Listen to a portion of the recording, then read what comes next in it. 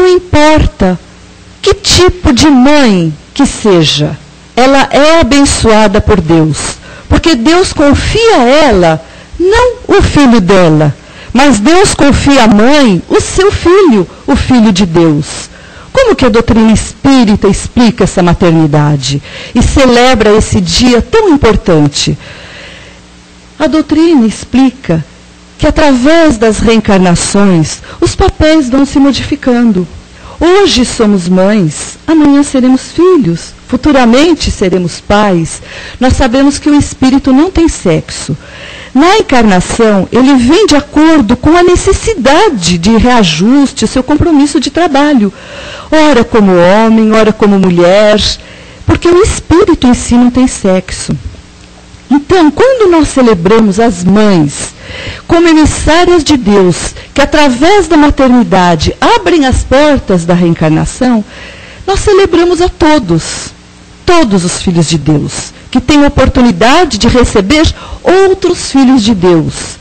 Muitas vezes, mães, nos equivocamos, porque nós dizemos, o meu filho, a minha filha, o meu. Nós tentamos possuir, mas não são nossos, são filhos de Deus. Gibran Khalil Gibran são filhos do mundo, não são filhos nossos. Somos, sim, responsáveis diante de Deus, as mães. Responsáveis, porque Deus confia seus filhos temporariamente a nós. Então, qual é o papel que a doutrina espírita fala para esses anjos desconhecidos, né? O que a doutrina nos exorta? Ela nos diz que esses anjos que chegam nessa simplicidade, que chegam nessa infantilidade, eles vão crescendo. E cabe a nós, co-criadores de Deus, aproveitarmos esse período da infância para modelarmos o seu caráter, o seu espírito. Então, aí que nós somos responsáveis diante de Deus. Porque esses filhinhos simples, esses filhinhos que aceitam tudo quanto pequenos, eles crescem. Eles crescem e assumem a sua própria identidade. E depois que eles crescem, nós não conseguimos mais encaminhá-los, se não o fizermos de pequeno. Porque o espírito aí assume a sua reencarnação e vem à tona toda aquela carga emocional do passado. Porque nós sabemos que esse espírito, mesmo nessa simplicidade, mesmo nessa fragilidade que nós recebemos, eles não são uma tábula rasa. Eles não vêm sem nada inscrito na sua alma. Eles vêm com toda a vivência passada. E essa vivência, nessa primeira parte da vida, da infância, ela é adormecida. E ela começa a vir à tona na famosa adolescência, quando os pais ficam de cabelo em pé. Né? Então nós falamos, o anjo disse bem-aventurada a Maria, mas é bem-aventurada Maria. Jesus, ele não precisou. Será que ele precisou só da Maria para reencarnar? Para encarnar, né? Que Jesus encarnou, que foi a sua primeira estada, primeira e única no planeta, né? Ele participou da construção, do planejamento da Terra. Então foi a única vez que ele esteve. Mas ele veio encarnado, em carne e osso, através de Maria, das vias normais, naturais, de uma mãe que recebe seu filho. Mas será que Jesus precisou só da Maria? Não, teve José também. Então os pais são co-criadores de Deus. Quando nós dizemos mães, as mães e os pais estão todos juntos nessa obra abençoada de Deus. E a gente percebe a maternidade até pela natureza, até através da natureza. A gente vê a maternidade nos animais. Quem nunca viu uma fêmea com os filhotes? Ela pode ser aquele gatinho tranquilo, aquele cachorrinho de casa, se tem filhote, tem uma cria. Se ela sentir um perigo que está se aproximando, ela defende, ela vira uma fera. Esse animal, essa fêmea, vira uma fera para defender a sua cria. E tudo é sábio na natureza, porque essa fêmea cuida da cria até que ela possa se virar sozinha. é diferente do ser humano, porque a hora que ele se alimenta sozinho, que ele anda por si ou voa por si, tem a sua vida própria, ele pode satisfazer seus instintos de sobrevivência, da fome, de alimentação. Então, a mãe deixa os filhos que se vão. E assim, Deus espera de nós também, que nós cuidemos dos nossos filhos, que não são animais. Porque o animal, ele nasce, cresce, se reproduz e morre. Nós não, os humanos, nós nascemos, crescemos, nos reproduzimos, evoluímos. Então nós estamos aqui com um compromisso de melhora, porque nós somos dotados da inteligência e do livre-arbítrio. Então esse compromisso que Deus nos coloca, nós temos que usá-lo. Então é por isso a responsabilidade dos pais diante dos filhos. Olha, o homem consegue tantas proezas, tantas coisas maravilhosas, quando nós vamos avaliando a ciência. A ciência descobre hoje galáxias, bilhões de galáxias. A Terra não é o centro de nada, não mais. Já houve pessoas, alguns séculos atrás, queimadas na fogueira da Inquisição, porque diziam que a Terra não era o centro do universo. Hoje nós sabemos que ela não só é o centro, como é uma partícula ínfima do universo. Existem bilhões de galáxias. Então o homem descobre esses bilhões de galáxias, constrói máquinas maravilhosas para chegar a outros planetas, outras moradas da casa do Pai. O homem vai ao fundo dos oceanos. A ciência descobre curas microscópicas de doenças. Mas o homem, até hoje, não conseguiu reproduzir a máquina humana, que é a mais perfeita que Deus nos fez. Porque daquela célula ovo, ela reproduzida, ela dá a máquina mais perfeita que tem, que o homem não conseguiu sequer copiar. Ele tenta fazer os robôs, né, as clonagens, mas a vida é de Deus. Essa máquina perfeita e a vida é de Deus. E esse espírito que nos chega, não de qualquer forma, mas que nos vem a propósito para cada um de nós, são filhos do Pai. São filhos do Pai que chegam aos nossos caminhos de maneiras várias. Nós falamos das mães, lembramos das mães biológicas, cada um de nós lembra das nossas mães, que nos deu a vida, que nos deu a bênção dessa oportunidade da encarnação, da reencarnação, nós lembramos dela. Mas nós temos que lembrar nesse dia também das mães não biológicas, das mães do mundo, daquelas mães que não deram a luz através do seu ventre, mas que são mães igualmente, que adotam filhos de outras mães, que protegem orfanatos, que fazem verdadeiros exercícios de amor com filhos que estão abandonados. Então, é uma data que nós temos que celebrar as mães de uma forma geral. Não só aquela nossa, que nós achamos que é nossa, que não é nossa. Porque a nossa mãe, além da função de nos educar, de nos criar, ela teve outras funções. Quantos que passaram por suas vidas?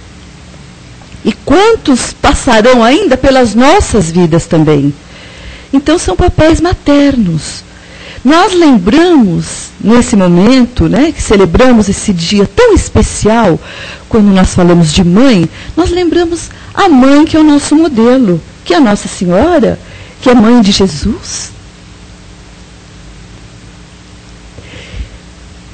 Esse espírito de altíssima hierarquia.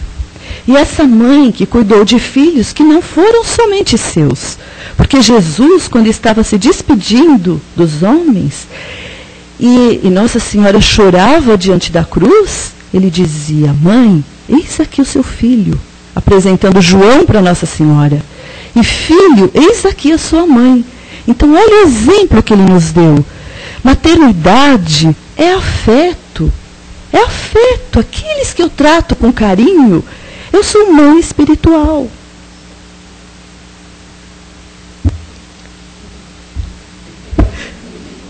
Você me fez uma, viu?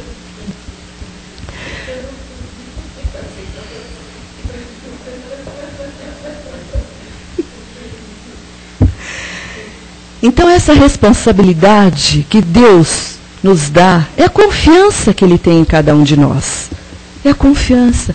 Muitas vezes nós tentamos julgar mães. Quantas vezes olhamos aí através da mídia, mães que abandonam o filho, mães que tentam matar filhos, e nós julgamos.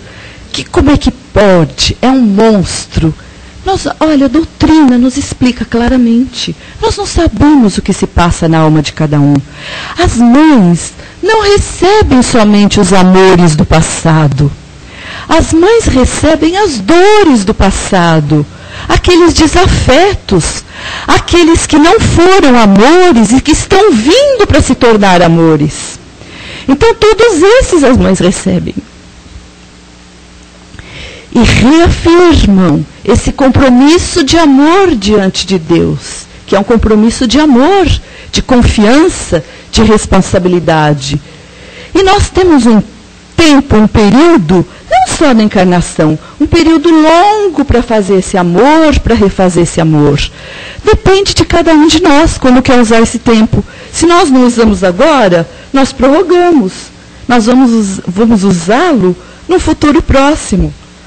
Mas o que Jesus sempre nos diz, né? Reconcilia-te com teu irmão enquanto estás a caminho com ele. Então, é importante que nós possamos entender nesse momento o papel de pais, de mães. Porque essa data, essa celebração, infelizmente, ela vai se tornando comercial. Nós pensamos o que dar, o que comprar. E nós temos que lembrar de como compreender. Como compreender essa mãe. Porque tem mães, aqui, nós temos, olha como nós somos, não vamos dizer privilegiado, porque privilégio não existe na lei de Deus, mas como nós somos abençoados e contemplados com a bondade de Deus, porque nós temos mães aqui e temos mães do outro lado. E essas que já se foram,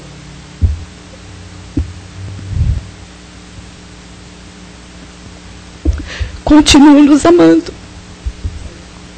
Desculpa, não era para eu falar. Hoje era da Matilde, mas ela está sem voz. Então essas mães que se foram continuam nos amando. Então na espiritualidade foram mães, às vezes não somente nessa encarnação, foram mães lá atrás, no passado. E continuam. E nós agradecemos os nossos mentores, agradecemos os nossos guias espirituais. Quantas vezes esses mentores, esses guias, foram mães nossas do passado, que estão lá na espiritualidade, nos ajudando, nos amparando, nos sustentando, nos intuindo, inspirando da melhor forma de agir. Faça isso, não faça aquilo. Essas mães colocam obstáculos no nosso caminho para que nós possamos superá-los. Como é que a gente faz com aquela plantinha nova, né? Não coloca aquele disciplinador, né?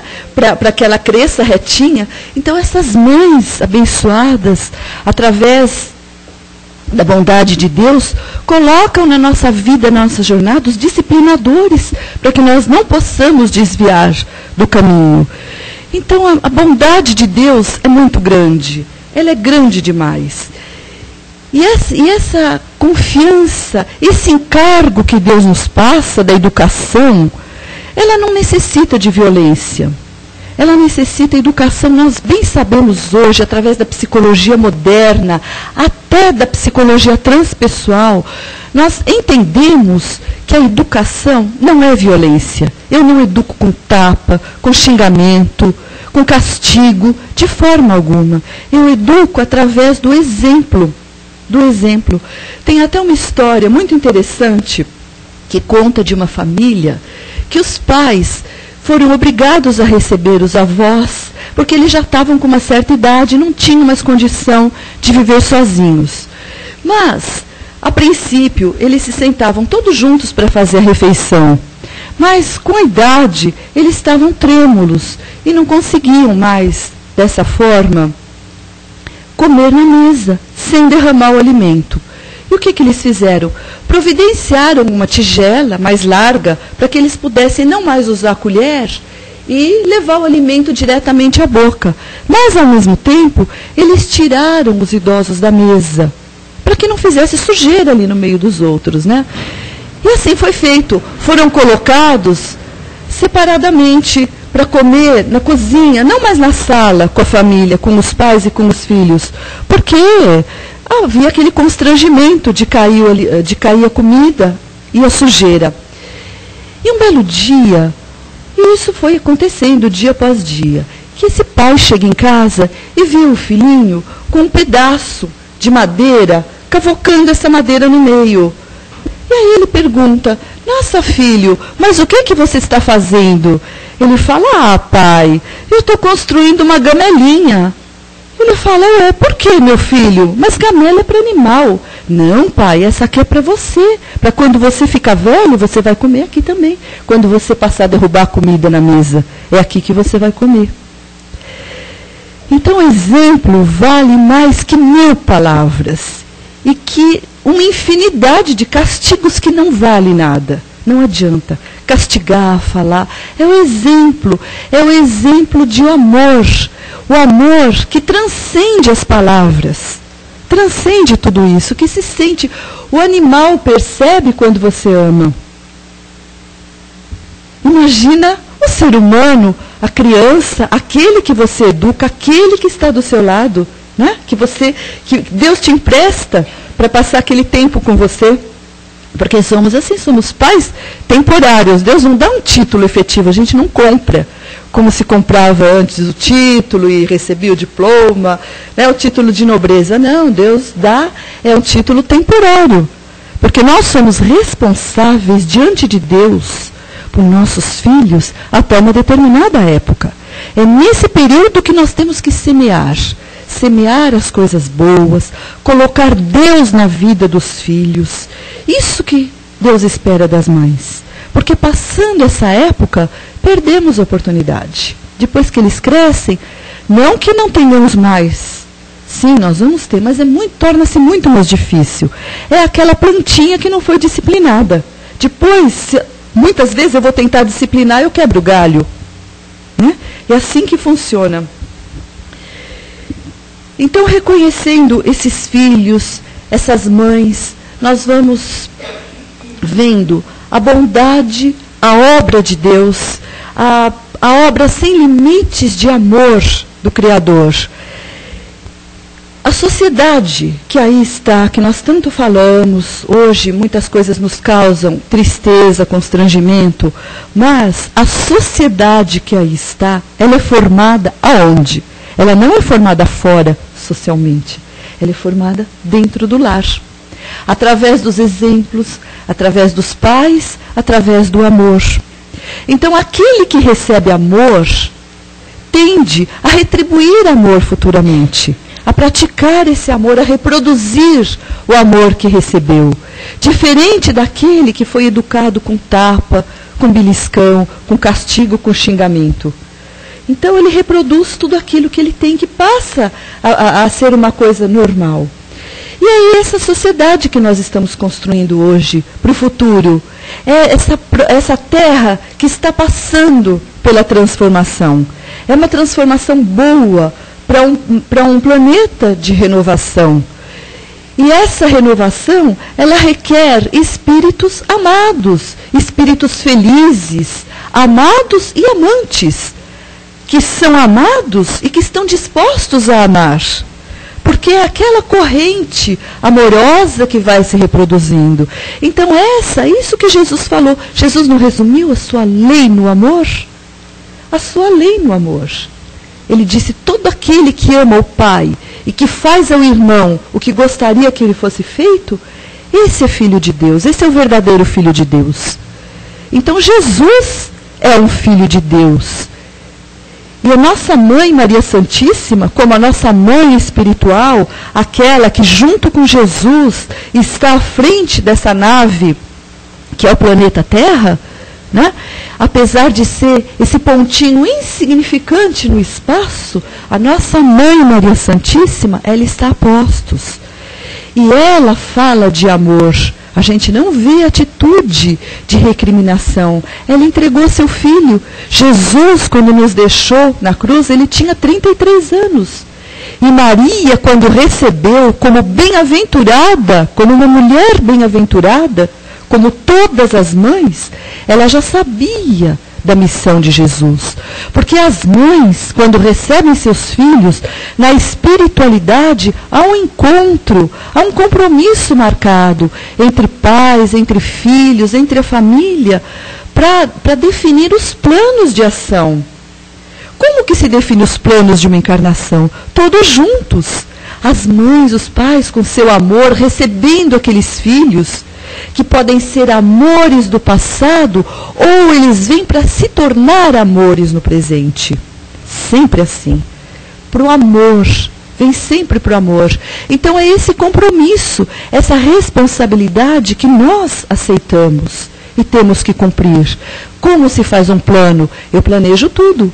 Como um piloto faz num voo? Ele não planeja se ele vai daqui até o sul, até Porto Alegre, ele planeja esse voo. Eu vou sair a tal hora, eu vou chegar a tal hora, ele tem que ter um certo tanto de combustível que dê para a autonomia do voo, eu vou voar a uma certa altura. Ele faz todos os planos certinhos. De repente, muda, há uma intempérie, há um vento ou o aeroporto está fechado. O que ele faz? Ele joga o avião no chão? Não, de jeito nenhum. Ele muda o plano. Então ou ele vai pousar em outro lugar, não é? Ou ele dá uma volta e espera passar a intempérie, para que daí ele possa pousar, ele verifica se tem combustível. Assim é a nossa encarnação. Cada um de nós, tivemos um planejamento reencarnatório. Muitas vezes aqui é mudado. Tem as intempéries, termina o combustível, eu tenho que, às vezes, pousar no aeroporto mais perto. Acontece as coisas. Mas eu não vou jogar o avião no chão. E não vou pôr a minha encarnação a perder. Eu tenho que aproveitar o que eu tenho nas mãos. Aproveitar com muita garra, porque são períodos inestimáveis que eu tenho. Então, esse plano que Deus confere a cada um de nós, nós temos que cumpri-lo da melhor maneira quando aqui chegamos, mesmo quando algo não dá certo e se desvia. As mães, às vezes, se desesperam através do filho, porque a mãe prefere ela sofrer do que ver o filho sofrer. Ela diz, se fosse comigo seria melhor. Realmente. O que acontece conosco, mães, é melhor do que se acontecesse com o filho meu. Nós preferimos. Mas não é assim diante da lei de Deus. Porque cada um tem a sua experiência para passar. Eu tenho a minha e meu filho tem a dele. E cada um precisa passar aquilo. Porque o meu filho tem que crescer. Ele não pode ser um adulto infantilizado emocionalmente e psicologicamente. Então ele tem que passar por essas experiências. Tem uma lição muito linda, até bíblica, é a de Salomão. Salomão era um rei justíssimo à sua época. E nessa época, no reinado, todas as questiúnculas que aparecia era levada ao rei, para que ele decidisse o que era, o que acontecia. E não conseguiram resolver, tudo que não era conseguido resolver, se levava ao rei. E foi levado ao Salomão o caso de duas mães brigando pelo mesmo filho. As duas se diziam mães. Não porque é meu, não porque é meu. E Salomão ia perguntando, ia fazendo, e as duas não arredavam pé. Não, o filho é meu, não porque é meu, e não tinha como resolver essa questão. Aí ele falou, mas eu já sei. Era muito sábio o rei. Ele disse, pois eu já sei o que fazer. Então nós vamos partir essa criança ao meio e cada mãe fica com uma metade. Aí uma delas gritou, não, pelo amor de Deus, rei, pode deixar com ela. Então ele falou, então dê o filho para essa, que essa é a verdadeira mãe.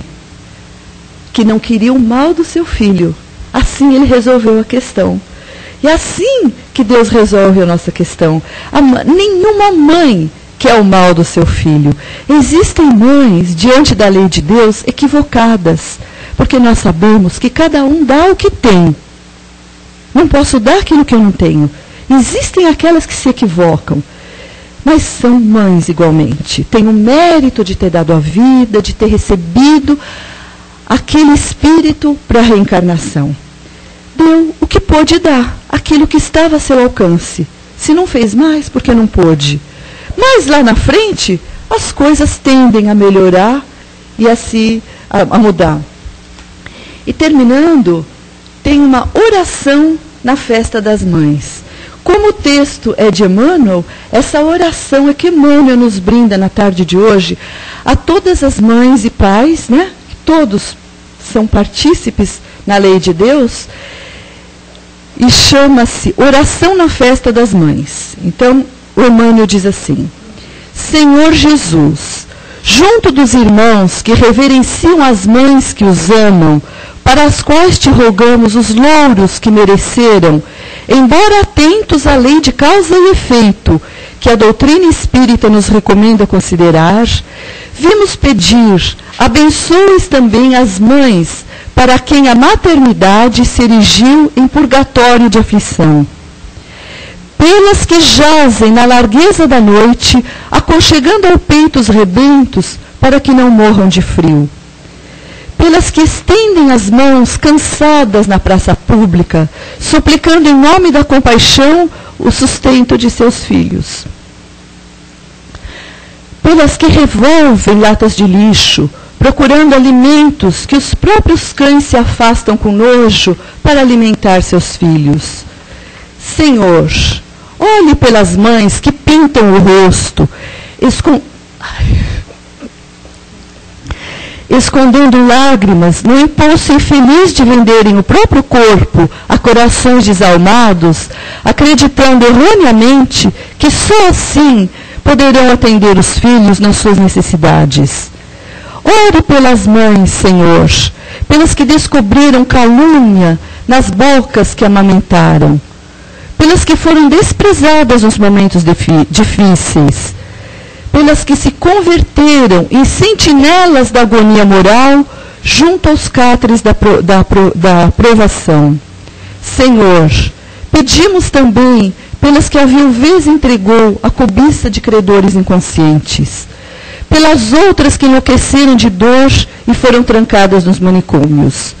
E também, Senhor, por aquelas outras que a velhice da carne cobriu de cabelos brancos, e sem ninguém que as quisesse, foram acolhidas como sombras do mundo nos braços da caridade.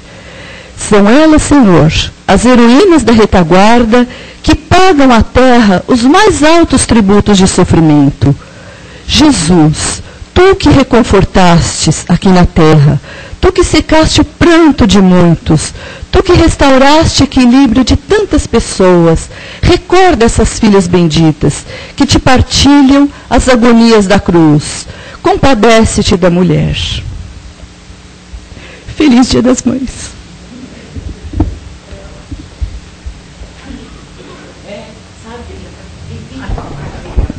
A tia Cida ia ler, né? Ela queria. É a mesma.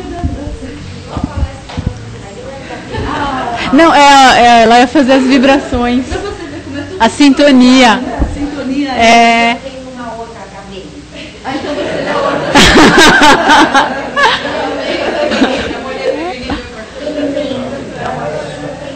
A mãe Santíssima, Maria de Nazaré, a mãe Santíssima. E esse aqui nova é de Emmanuel. Então a gente já vai. A senhora já vem aí, Você já falou, não vou falar mais.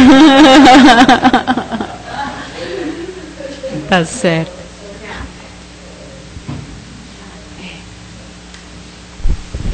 Alguém gostaria de falar alguma coisa?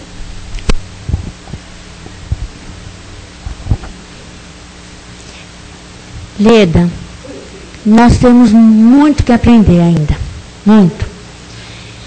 Teve uma época da minha vida que eu pedi para minha mãe, que eu briguei com a minha mãe, porque ela não me deu limites. Eu achava que eu precisava ter apanhado para eu poder crescer. Mas na realidade eu só fui crescer quando nasceu a minha filha. E você disse, né? Você disse, como você estudou, lógico, que a gente ensina mais pelo exemplo. Só que existem momentos que por mais exemplo que você dê, você precisa limitar. E muitas vezes o não ensina muito mais que o sim. Então nós estamos indo, e eu quando era pequena, nossa, minha mãe era obrigada a nos levar, eu digo obrigada porque meu pai era ajudante de ordens do governador. E naquela época, as missas tinham 1 hora de duração. Eu era criança, 3 anos, 4 anos, numa igreja, eu não aguentava, então minha mãe me dava beliscão para eu poder ficar quieta. Então existem coisas assim que, não que você vá sair batendo, mas existem momentos que você precisa, e às vezes o limite é um castigo. Porque às vezes o exemplo, como você disse, até 7 anos mais ou menos, a criança é criança, ela está mais ligada ao plano espiritual. Mas a gente falei no sentido assim, de agressão. Porque a gente percebe, eu assim como educadora, professora, eu presenciei muita agressão de crianças chegarem queimada de ferro, cortada de cinta, sabe, agressões. Quer dizer, eu falei o disciplinador, cada um sabe o limite, né? E aquilo que pode fazer, mas não agressão. E a palavra de mãe, o peso que tem a palavra da mãe. Se a mãe fala, você não presta, você é um vagabundo, é exatamente o que ele vai ser. Você é incompetente, a palavra de mãe tem um peso muito, muito forte diante de um filho, né? Então é nesse sentido de você xingar, isso não funciona. Funciona muito mais o reforço positivo, né? Às vezes, muitas vezes, em vez de um beliscão, ela te levasse lá fora e conversasse sério com você, tivesse surtido mais efeito. Sabe? É isso, essa agressão. E já presenciei também, de quando era criança, vizinhos de casa, em que se agrediam os filhos de pequeno, e de adulto eles agrediam os pais. Então, vira e mexe, saíam correndo, pedindo socorro, porque o filho pegava a faca, queria matar pai. Então, sabe, isso foi uma vivência que eu tive. Porque a violência gera violência. Não adianta, né? O tapa que você dá, tapa no rosto, principalmente, bater, né? Essas coisas, hoje nem animal a gente faz isso mais hoje, né? Eu acho que tudo evoluiu. Né? A própria psicologia, ela está evoluindo e está mostrando outros métodos, né? Terapêuticos, né? Métodos disciplinares que não agressivos, que não, né? Muito diálogo, muita conversa. Eu sempre achei, né? Minha mãe dizia que eu dava uma surra de chale nos meus filhos. Porque eu nunca gostei de bater, né? Então, ela falava assim, dá umas palmadas nas partes almofadadas, que não vai... Mas eu sempre achei uma covardia um adulto espancar uma criança indefesa, né? Então, a força bruta contra o indefeso é crime também. Está previsto na lei. Hoje tem lei, está previsto. Hoje tem lei para isso. Mas eu me lembro de Emmanuel, quando ele, nessa poesia, eu estava preparando a palestra que eu falei para você, né? Quando ele faz essa poesia em relação à mulher, às mães, quando ele negou a própria Lívia, né? A dar assistência à filhinha deles, né? A Flávia, né? Por causa de uma calúnia. Então, tudo isso que ele vivenciou está retratado nessa poesia que ele criou, né? Pelo arrependimento, por tudo quanto ele negou a própria esposa, que era uma santa, uma verdadeira santa. O Emmanuel foi um senador. O Emmanuel, do texto, né, ele foi um senador romano, um senador muito orgulhoso, à sua época, muito severo, muito justo, mas ele era justo na lei. Né? Ele cumpria a lei à risca. E ele com a Lívia também ela era uma patrícia romana, do patriciado, também de alta hierarquia. E eles tiveram uma filhinha, a Flávia, e essa filha teve lepra. Imagine, ele vivendo na alta sociedade, ele era direto do imperador, assistente direto do Senado, um dos cargos importantes do Senado, ele não tinha como apresentar essa filha leprosa publicamente, né? É nessa época, lá atrás, que ele era senador, na época de Jesus. E era a época de Jesus. E ele ouviu falar dos milagres de Jesus. Ele esteve com Jesus. E ele ouviu falar dos milagres, e como ele tinha a filha leprosa, ele resolveu à noite procurar Jesus, para que ele não fosse visto durante o dia. Então, à noite, ele foi procurar Jesus, pedindo pela sua filhinha que estava leprosa, pela Flávia, né? Foi quando ele chegou perto de Jesus, Jesus já perguntou o que ele queria, Jesus já sabia, já estava aguardando. E quando ele disse, ele falou, olha, essa bênção que você vai receber não é por você, é pela fé da sua esposa, que era a Lívia, era a fé da mulher dele, né? Não por ele. Ele era orgulhoso. Ele era muito orgulhoso. E assim foi feito. A menina se recuperou, foram limpas todas as pústulas da sua lepra, se curou. E ele, por intrigas, né, da sociedade, por ciúmes, né, intrigas, ele, desconfiado da Lívia, sem provas da sua esposa, ele impediu que ela fosse mãe. Ele separou ela da filha, porque Pôncio Pilatos, ele tinha uma amante, que era sua cunhada, era irmã da sua esposa, era sua amante, e ela era muito ciumenta, e a Lívia era muito bonita, casta.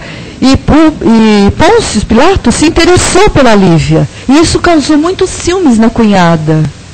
Não lembro como ela chamava. Causou muitos... Cláudia, não, Cláudia. Não era. A Cláudia era esposa. A Cláudia era muito pura também, era esposa do Pôncio Pilatos. Muito religiosa, e a Cláudia, esposa de Pilatos, também pediu que não condenasse Jesus. E a irmã dela, por ciúmes, por inveja, tramou. E justamente foi quando a Lívia foi procurar Pilatos, ela entrou por uma porta onde entravam as amantes. E ela foi procurar, a Lívia não sabia, claro, ela foi conduzida lá por um soldado de Pilatos, ela foi conduzida ali, e foi quando a Fúvia, né? Fúvia, que era a cunhada, percebeu e chamou o Públio Lentulus, chamou para que ele visse a esposa saindo da alcova do governador, que era Pilatos, da sala particular. Né? E justamente a Lívia tinha ido para Pilatos pedindo que ele não condenasse Jesus, que foi o momento que Jesus estava sendo aprisionado e julgado por Pilatos. É o romance 2000 anos. Há 2000 anos, maravilhoso.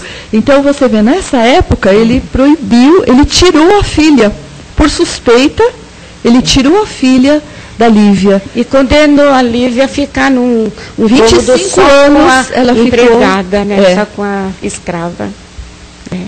Aí foi 3.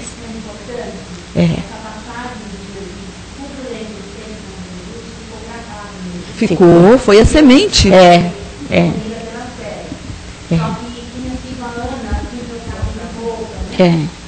quando ele descobriu a fonte de morte, nós lembramos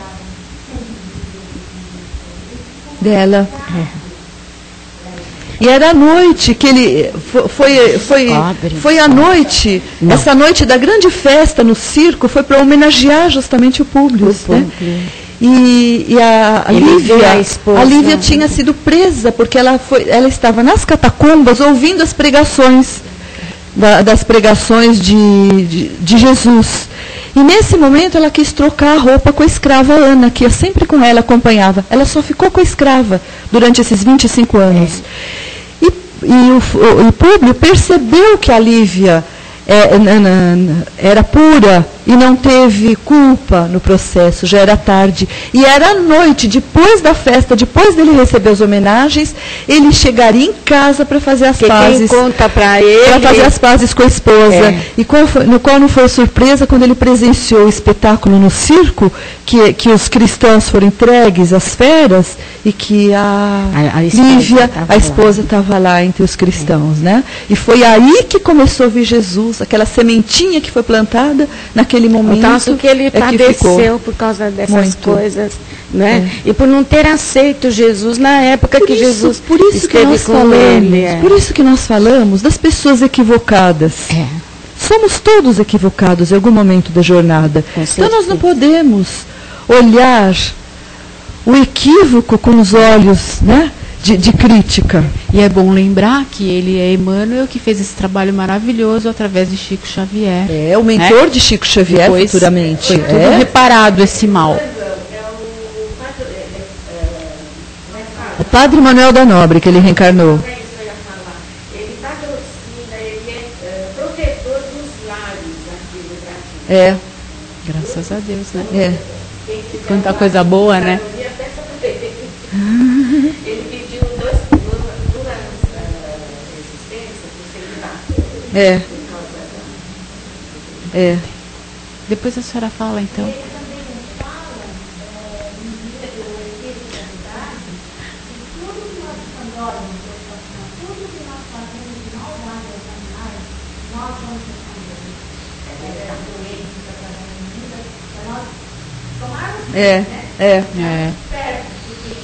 Todos os seres, né, merecem o nosso respeito, né?